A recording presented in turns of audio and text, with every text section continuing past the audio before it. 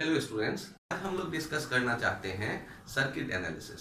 यदि circuit analysis की हम लोग बात करते हैं तो उसमें जो है अलग अलग कई कैटेगरीज बनाए गए हैं क्वेश्चन को एनालाइज करने का। तो उन्हें मैं बारी बारी से टेकअप करता हूँ।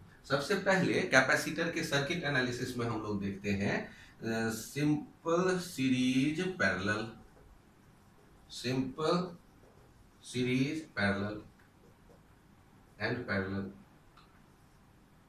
अब ये सिंपल सीरीज पैरेलल का कहानी यदि आप देखना चाहते हैं तो वही हुआ जैसे हम लोग देखा करते थे। यहां देखिए हमारे सामने एक क्वेश्चन आ रहा है। इस क्वेश्चन में देखिए हमसे कहा गया कि ऐसे यदि है तो बैटरी से कितना चार्ज निकला होगा ये बताना है। 2 माइक्रोफेरेड, 1 माइक्रोफेरेड, 6 माइक्रोफेरेड, 5 माइक्रोफेरेड और फिर ये 10 वोल्ट। अब जब इनको हमें एनालाइज करना है और हमसे कहा गया क्यू कितना होगा, आपको इवन क्यू निकालने के लिए कह सकता है हर एक के ऊपर अलग अलग कितना चार्ज होगा ये देखने को कह सकता है। तो यहाँ चेक करने के लिए सबसे पहले देखिए क्या करते हैं, किसी एक नोड का पोटेंशियल बैटरी के एक तरफ 0 मान लेते हैं तो दूसरी तरफ कितना हो जाएगा 10। तो आपको ये कलर मैं बदल दूं जिससे कि आपका ये कंफ्यूजन ना रहे कि सॉल्व करते वक्त हमने क्या किया। पहले हमें क्यू बताना है, ये क्वेश्चन क्लियर। अब इसमें मैंने यहाँ क्या मान लिया, 0 से माना। यदि ये 0 है तो इस तरफ कितना हो जाएगा 10 वोल्ट, और ये 0 है तो यहाँ कोई ड्रॉप नहीं है, 0 वोल्ट 0 वोल्ट, और यहाँ कोई ड्रॉप नहीं है 10 वोल्ट 10 वोल्ट, यहाँ 10 वोल्ट। अब लफड़ा कहाँ पर आ रहा है, देखो यहाँ से यहाँ आएंगे या यहाँ से यहाँ आएंगे तो हमें पोटेंशियल तो बदलना पड़ेगा x वोल्ट। अब मुझे ये बताइए, यहां पर ये बताइए सोच करके कि हम किसको सीरीज में कह लें और किसको पैरेलल में। अच्छा बताओ, ये 6 और 5 को क्या पैरेलल में कह दूं? कैसे? तो 10 और 0 का डिफरेंस 10 वोल्ट यहाँ पे है, x और 0 का डिफरेंस x वोल्ट यहाँ पे है, दोनों के क्रॉस पोटेंशियल डिफरेंस सेम नहीं है। अच्छा सोचो, तो इसको क्या कह दूं? Sir perpendicular. अरे ऐसा कोई सर्किट एनालिसिस मैंने आपको नहीं सिखाया, सीरीज पैरेलल की मैं बात कर रहा हूँ। तो पैरेलल के लिए, सीरीज के लिए चार्ज एक जैसा होना जरूरी है, पैरेलल के लिए पोटेंशियल डिफरेंस एक जैसा होना जरूरी है। यहाँ देखिए ये 10 माइनस एक्स, ये 10 माइनस एक्स, ये 2 और 1 आपस में पैरेलल में है। अरे ये तो मैंने सोचा ही नहीं। और देखो यदि ये 2 और 1 आपस में पैरेलल में है तो उसको इकट्ठा कैसे करें? तो ध्यान से देखिए, यहाँ 10 वोल्ट है ना, यहाँ 10 वोल्ट है, तो इस वायर को लेकर के आप यहां भी जोड़ोगे तो कोई दिक्कत नहीं, ये भी 10 वोल्ट है। और फिर हटाओ, इसमें इसको मैं यहां भी जोड़ दूं तो कोई दिक्कत नहीं, ये भी 10 वोल्ट है। तो अब आप इसके एनालिसिस को ऐसे देखो, ये और ये आपस में क्या हो गया, पैरेलल। तो पैरेलल में इन दोनों को यदि मैं रिप्लेस करूं तो इनका इक्विवेलेंट कौन होने वाला है? पैरेलल में यदि इन दोनों को मैं रिप्लेस कर दूं तो इनका इक्विवेलेंट क्या मिलेगा? 2 और 1 मिलकर के क्या हो जाएंगे 3। तो मैं इन दोनों को हटाता हूं और इनके बदले मैं कर दे रहा हूं यहां पर 3 माइक्रोफेरेड, 2 प्लस 1 3 माइक्रोफेरेड। और अब आप चेक कर लो, अब आप देख लो यहां पर तो आपको दिख ही रहा है 10 0 माइनस 0 10 वोल्ट। तो ये क्या, यहां पर यदि आप Q1 कहते हैं तो Q1 कितना हो गया CV, ये 10 इंटू 5 दैट इज 50 माइक्रोकूलम, इधर प्लस और इधर माइनस। और आप यहां देखो, यदि यहां आप कहना चाहते हो Q2, ध्यान से देखो Q2 minus Q2, Q2 minus Q2, तो ये आपस में ये 6 और 3 किस में दिख रहे हैं? सीरीज में। यदि ये 6 और 3 सीरीज में दिख रहे हैं तो 6 into 3 by 6 plus 3 that is हो गया 2 माइक्रोफेरेड। और पोटेंशियल डिफरेंस कितना हो गया? पोटेंशियल डिफरेंस हो गया 10 माइनस 0 दैट इज 10। तो Q2 कितना आ जाएगा? एक नजरिया, या इनको देखो सीरीज में यदि आप समझ गए तो अब x का कोई काम नहीं, सीरीज में आप समझ गए तो यहां इन दोनों के इक्विवेलेंट 1 लिख दो। क्या? 3 into 6 by 3 plus 6 that is 2 microfarad. और पोटेंशियल डिफरेंस 10। तो यहां से आप Q2 कितना लिखने वाले हो? चेक करो, ये Q2 कितना होने वाला है? ये होने वाला है C2V2, C2 कितना 2 माइक्रो और 10 वोल्ट, 10 माइनस 0, ये हो गया 20 माइक्रो कूलम। तो टोटल आप देखो, टोटल चार्ज Q कितना हो जाएगा, Q इक्वल्स टू कितना लिख दोगे, Q इक्वल्स टू ये जो Q यहाँ आया था यही तो दो रास्तों पे गया है, इधर Q2 और इधर Q1, तो ये Q किसके बराबर हो जाएगा, Q1 प्लस Q2, ये कितना हो गया 50 plus 20, 70 micro coulomb. 70 micro coulomb ये होता है सिंपल सीरीज पैरेलल सर्किट। घबराए ना, यदि ये आइडिया आपको लगे कि ठीक ठाक है तो इसी में दूसरा आइडिया दिया जाता है। सेकंड आइडिया आता है, उसे हम लोग कहते हैं बैलेंस्ड विथ स्टोन ब्रिज। अब balanced with stone bridge concept क्या है इसे देखते हैं। अब यदि हमारे सामने कैपेसिटर हो, ये ऐसे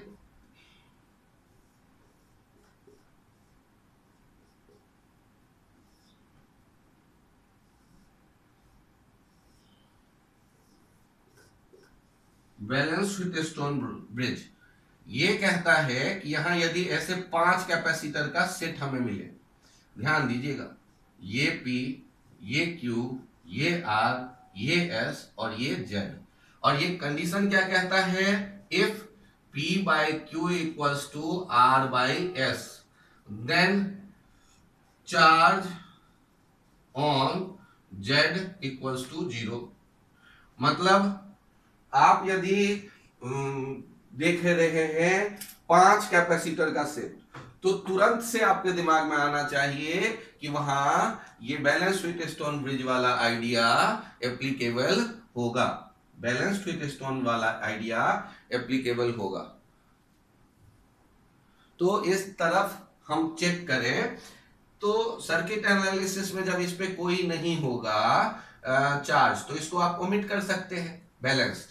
अब ध्यान दीजिए, यदि मैं कहता ये 1 माइक्रोफेरेड, ये 2 माइक्रोफेरेड, ये 3 माइक्रोफेरेड, ये 6 माइक्रोफेरेड, देखिए 1/2, 3/6 भी हो गया 1/2, तो ये बैलेंस्ड हो गया। तो बीच वाला जो कैपेसिटर कुछ भी हो, मान लो हम लोग कहते हैं 9 माइक्रोफेरेड, तो इस पे कोई चार्ज नहीं आएगा। का मतलब यदि यहां चार्ज Q आया और वो इस तरफ गया है Q1 Q2, तो ये आ जाएगा plus Q1 minus Q1 plus Q1 minus Q1, ये plus Q2 minus Q2 plus Q2 minus Q2, लेकिन बीच वाले पे Q क्या हो जाएगा, Q डैश 0।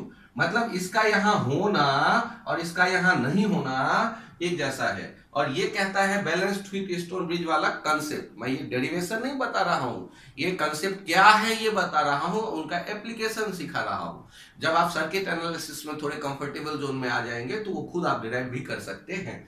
तो यहां दिखेगा क्या कि इस कैपेसिटर के अक्रॉस पोटेंशियल जो होगा वो एक जैसा हो जाएगा दोनों पॉइंट का, जिससे डिफरेंस पोटेंशियल का 0 होने पे इस पे चार्ज हो जाएगा 0। तो ऐसे कंडीशन में आप बीच के कैपेसिटर को यहां से ओमिट कर सकते हैं।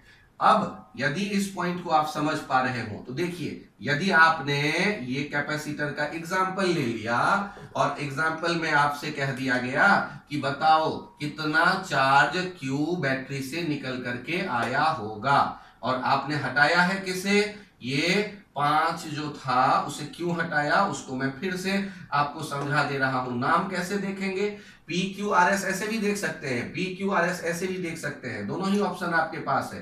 तो यदि आपसे ये कहा जाए कि Q कितना होगा, जबकि बीच में ये भी मौजूद है, ये Z 9 माइक्रोफेरेड, तो अब आप सोचोगे क्या कि बैलेंस होने के कारण ये ऐसे जाएगा चार्ज और ऐसे जाएगा चार्ज, बीच में कोई चार्ज नहीं जाएगा।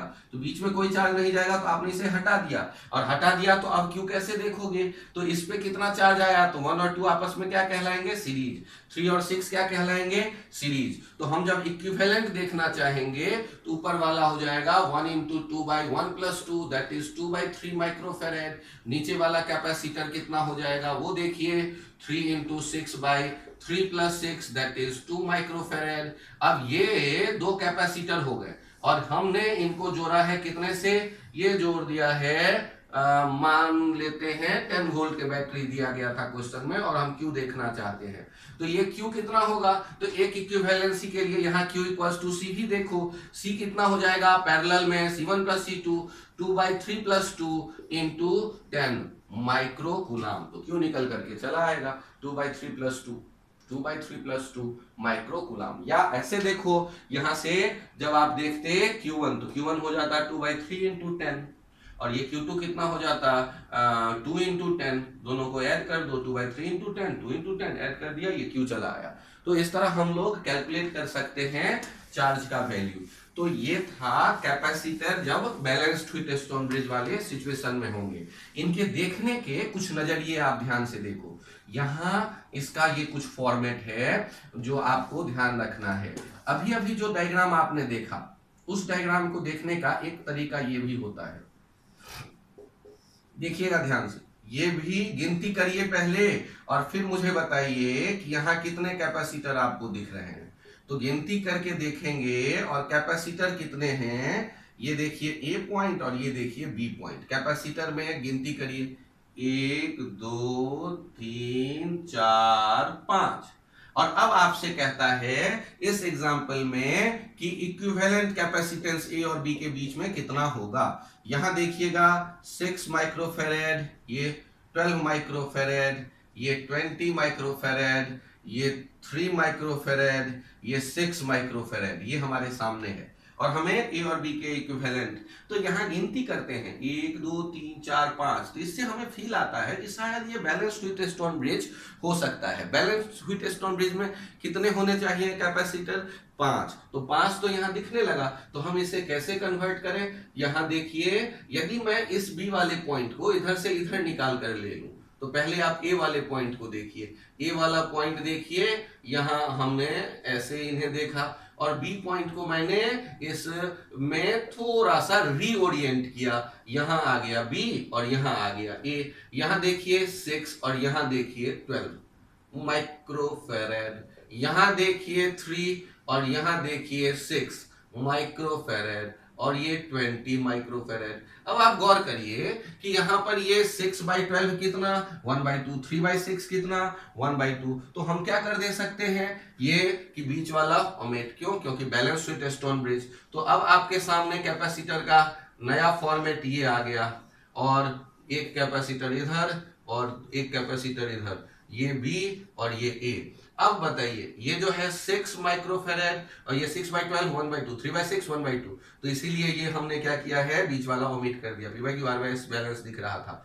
6 12 माइक्रोफेरेड, ये 3 माइक्रोफेरेड और ये 6 माइक्रोफेरेड। अब बताइए 12 और 6 आपस में क्या हो गए सीरीज, क्योंकि ये चार्ज दोनों पे एक ही गुजरेगा, यहां से आकर के ये और बीच में तो कहीं जाने का ऑप्शन ही नहीं, और इधर से चार्ज ऐसे गुजरेगा, ये भी आपस में सीरीज। तो 12 और 6 का इक्विवेलेंट देखेंगे तो कितना आएगा। 12 और 6 का यदि आप इक्विवेलेंट देखना चाहते हैं तो 12 इंटू 6 अपॉन 12 प्लस 6, एक कैपेसिटर ये होगा और दूसरा कैपेसिटर क्या होने वाला है, गौर करिए, ये A इस तरफ है और B इस तरफ। यहां देखिए 3 इंटू 6 बाई 3 प्लस 6, 3 प्लस 6, यहां देखिएगा 72/18 4 माइक्रोफेरेड और ये कितना है 2 माइक्रोफेरेड 18/9।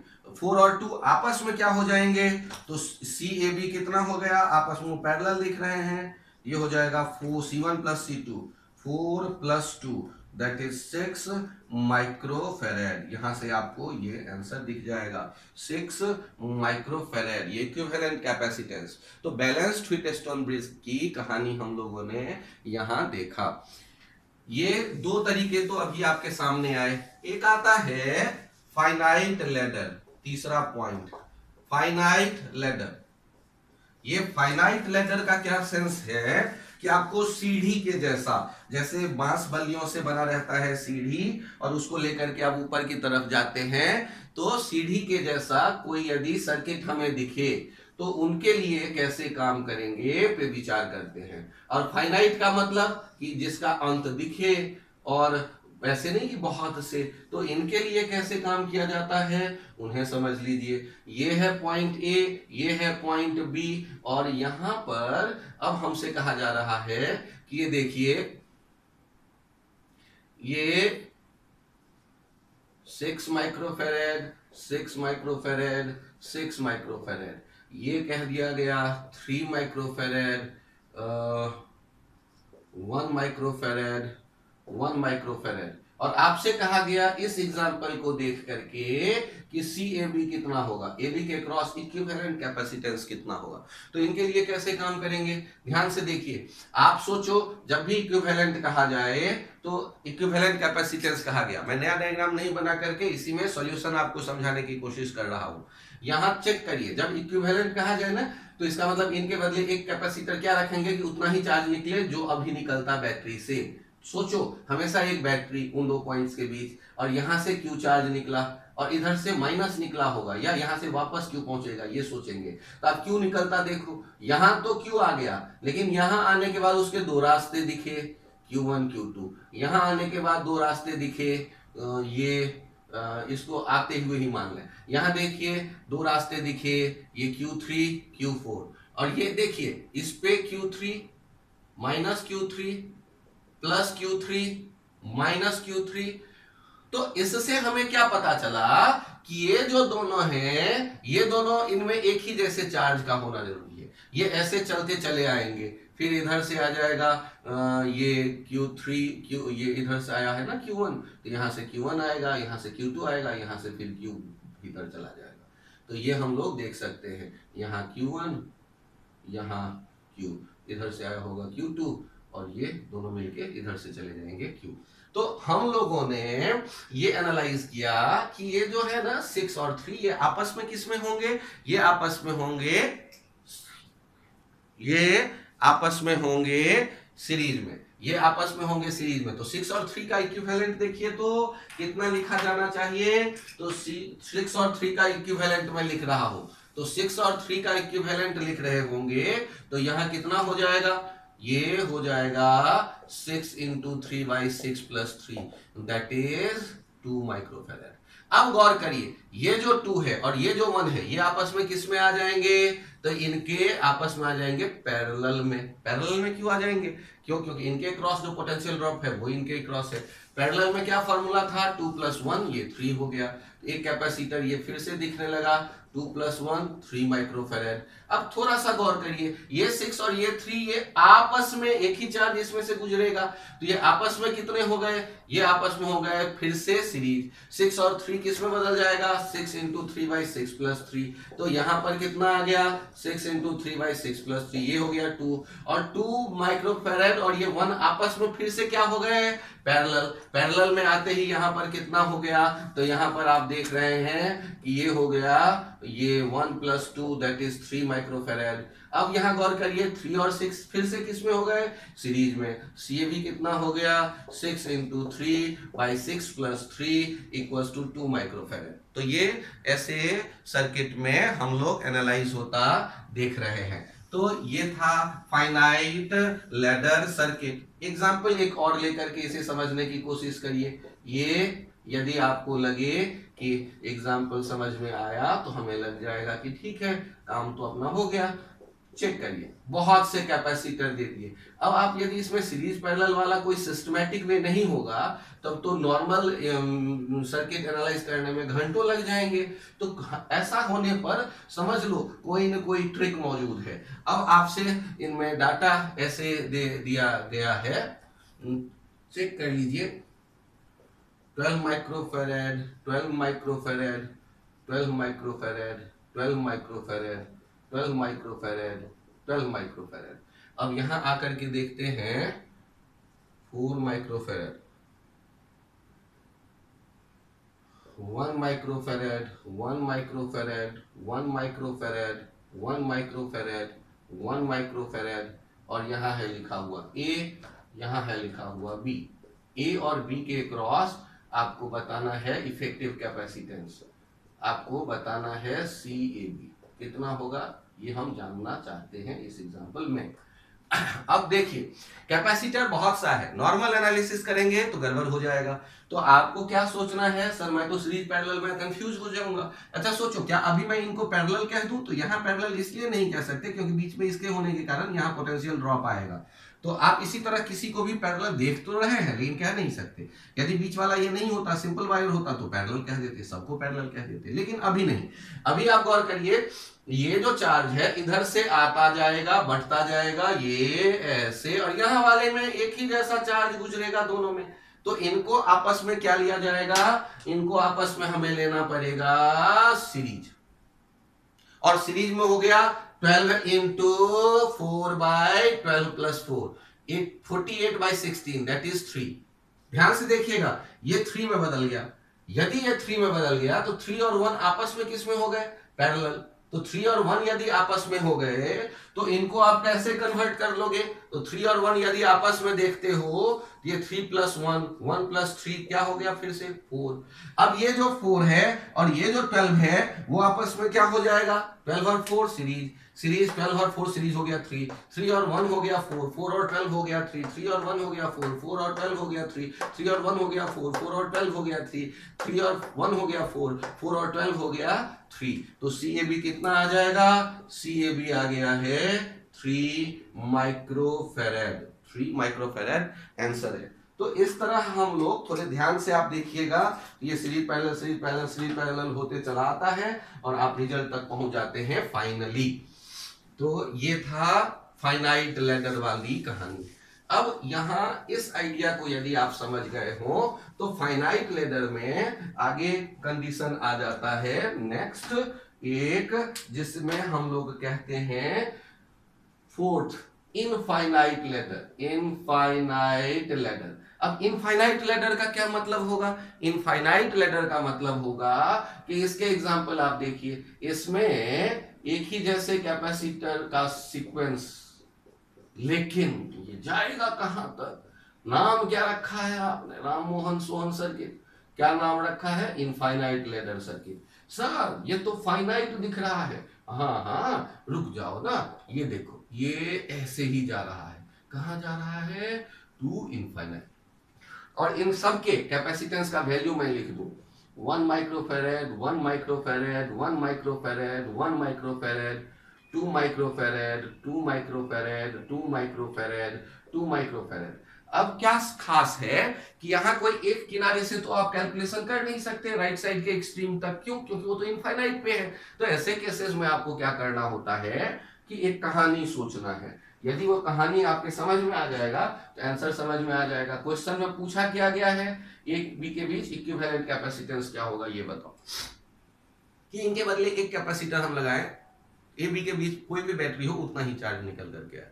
मतलब अभी जो बैटरी है जो चार्ज निकल के आया और इन सारे कैपेसिटर के बदले उसी बैटरी से एक कैपेसिटर जोड़े, वो इक्विवेलेंट कैपेसिटेंस, तो उतना ही चार्ज निकलेगा बैटरी से जितना अभी निकल रहा है। तो अब यहां चेक करिए आप इसमें कहानी कैसे सोचना शुरू करेंगे। कहानी सोचने के लिए रास्ता है कि आप यहां एक पॉइंट देखिए, मन ही मन इसको कह दीजिए A' और इसको कह दीजिए B'।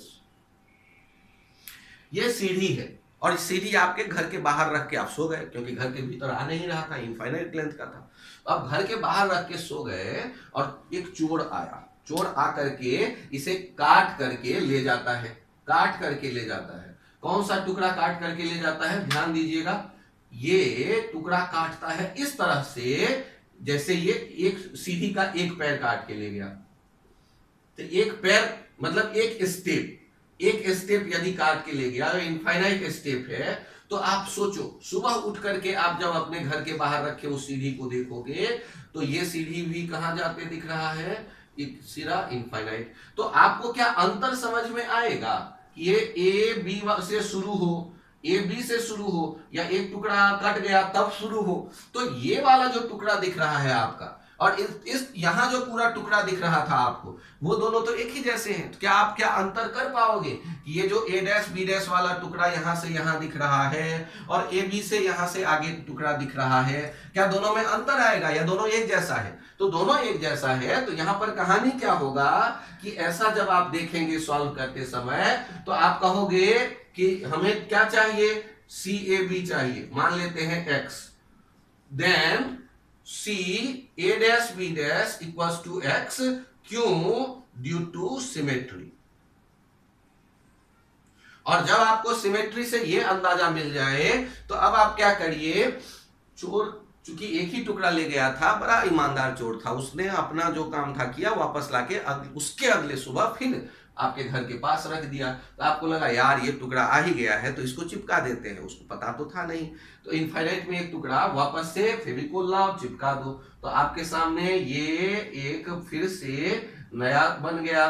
लेकिन इस बार थोड़ी समझदारी कीजिए आप, ये जो चिपका रहे हैं, इस चिपकाते समय आपने क्या किया, वो इतना नहीं लिखेंगे, इसमें क्या लिख देंगे, ये x लिख देंगे। क्यों, क्योंकि ये a डैश b डैश के इक्विवेलेंट कितना माना है x, और ये है 1 माइक्रोफेरेड, ये है 3 माइक्रोफेरेड, सॉरी 2 माइक्रोफेरेड, और साथ में देखिए x माइक्रोफेरेड। अब आपको यदि सी ए बी लिखना हो, ए बी के इक्विवेलेंट, तो ये 2 और x क्या हो जाएगा, 2 और x हो गया पैरेलल में, 2 और x किस में हो गया, पैरेलल में, और 1 के साथ वो क्या हो जाएगा, सीरीज में, यहां 4 जाएगा, 2 रास्तों पे बटेगा, तो ये तो आपस में पैरेलल है और इसके साथ ये सीरीज में है। तो हम यहाँ इक्विवेलेंट सी ए बी कैसे देखेंगे, सी ए बी देखेंगे 1 into 2 plus x, 2 plus x जो है, अब ये 2 प्लस एक्स को देखो और 1 को देखो, आपस में 1 into 2 plus x, 1 plus 2 plus x, और ये जो इक्विवेलेंट है ये भी x के बराबर, क्योंकि सी ए डैश बी डैश भी x था, सी ए बी भी x था।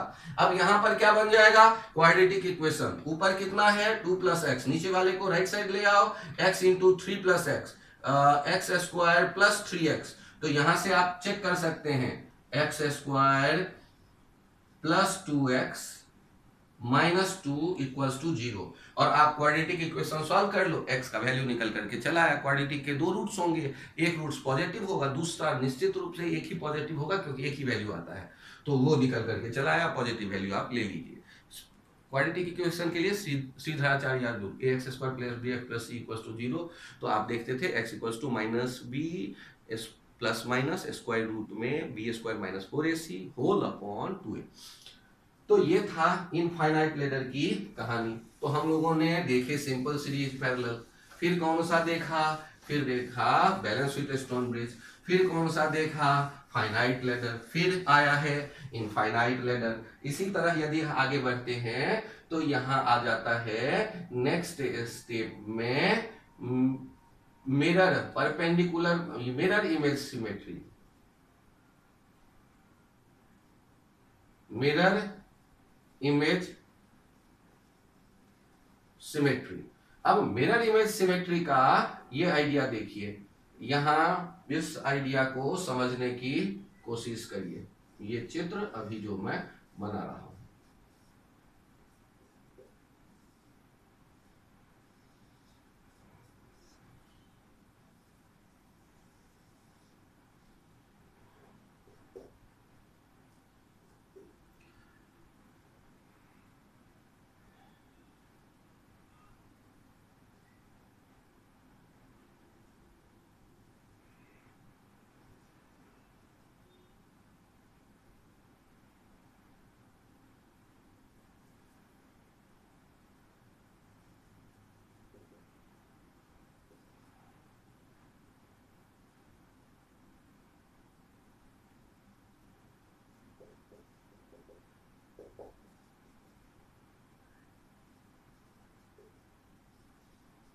यहां चेक करिए मिरर इमेज लाइक सिमेट्री में आपसे कहा जा रहा है ए और बी के अक्रॉस इफेक्टिव कैपेसिटेंस क्या होगा, ये बताइए। अब यहां मिरर इमेज सिमेट्री से पहले हम लोग क्या देखें कि यहाँ पे क्या कोई सीरीज पैरेलल का कहानी सेट बैठ रहा है या नहीं, सीरीज पैरेलल का कोई कहानी यहाँ पर सेट बैठ रहा है या नहीं पे विचार करते हैं हम लोग। सोचो, ये आप मिरर इमेज सिमेट्री में हम लोग कैलकुलेट करते वक्त पहले सीरीज पैरेलल देखें, यदि ए से कोई चार्ज आएगा 2 रास्तों पे तो ये इधर बट गया, यहां आके भी 2 रास्ते पे बट गया, इधर फिर इकट्ठा हुए और इधर से निकल के चले आए। दिक्कत क्या है कि एक ही चार्ज तो गया नहीं, ये 12 और 9 पे तो सीरीज नहीं ले सकते। अब ये पैरेलल देखो तो पैरेलल कहना भी अभी मुश्किल है, क्योंकि ये बढ़ गया चार्ज, लेकिन यहाँ बीच में कैपेसिटर होने के कारण हम उनमें ड्रॉप देख रहे हैं। तो ऐसे कहानी, ऐसे सिचुएशन में एक बड़ा इंटरेस्टिंग आइडिया आता है। वो इंटरेस्टिंग आइडिया क्या कहता है कि ऐसा क्वेश्चन जब आपके हाथ लगे तो आप ध्यान से देखो कि यहाँ पर ये एक बीच में mirror perpendicular A B line के, इसलिए इसको परपेंडिकुलर मिरर कह देते हैं। ये मिरर है, यदि मन ही मन सोचा एज्यूम, और देखो ये इमेज बन रहा है कि नहीं। 6 माइक्रोफेरेड जितना आगे है मिरर के, उतना ही पीछे 6 माइक्रोफेरेड है। और यहां पर 12 माइक्रोफेरेड की जब हम बात कर रहे हैं तो 12 माइक्रोफेरेड के देखिए ध्यान से, 12 माइक्रोफेरेड जितना आगे है उतना ही पीछे 12 माइक्रोफेरेड है।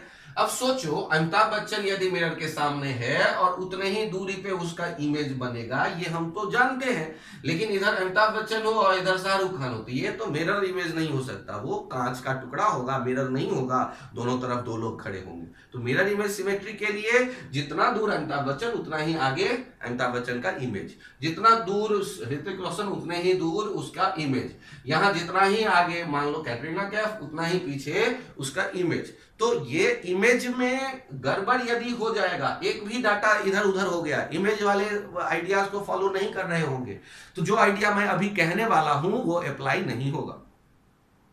वो अप्लाई सिर्फ और सिर्फ तब होगा जब हम इस इमेज के बारे में कॉन्फिडेंट हों कि ये मिरर इमेज सिमेट्री पॉजेस कर रहा है।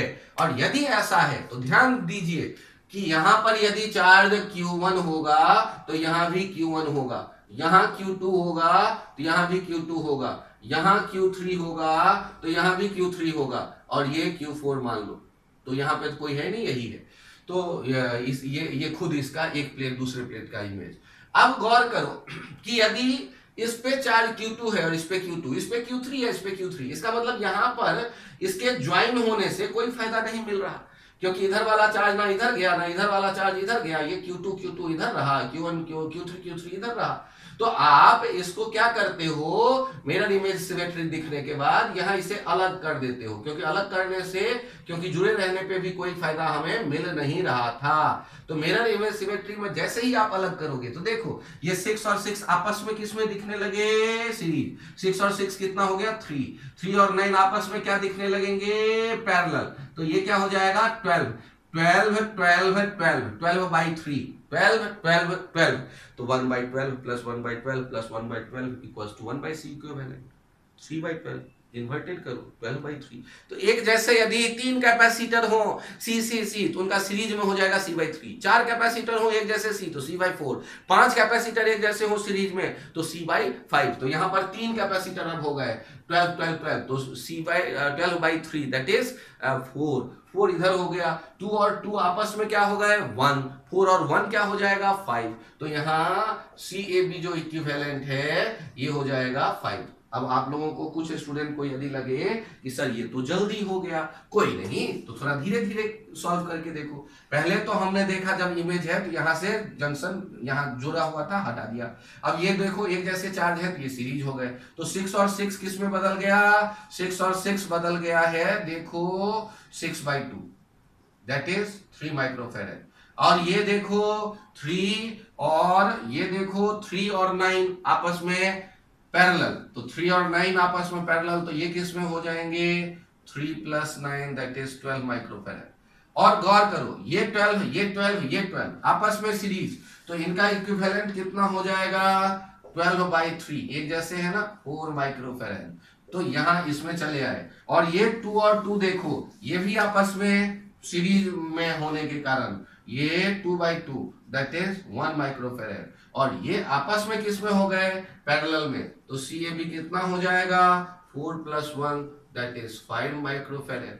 तो ये हम देख रहे हैं मिरर इमेज सिमेट्री, जनरली इसको परपेंडिकुलर मिरर इमेज सिमेट्री कह देते हैं, जनरली इनको परपेंडिकुलर मिरर इमेज सिमेट्री कह देते हैं। इस लेक्चर में यहीं तक रखते हैं, एनालिसिस के कुछ आइडियाज को फिर और लेक्चर में टेकअप किया जा रहा है। Thank you, bye bye.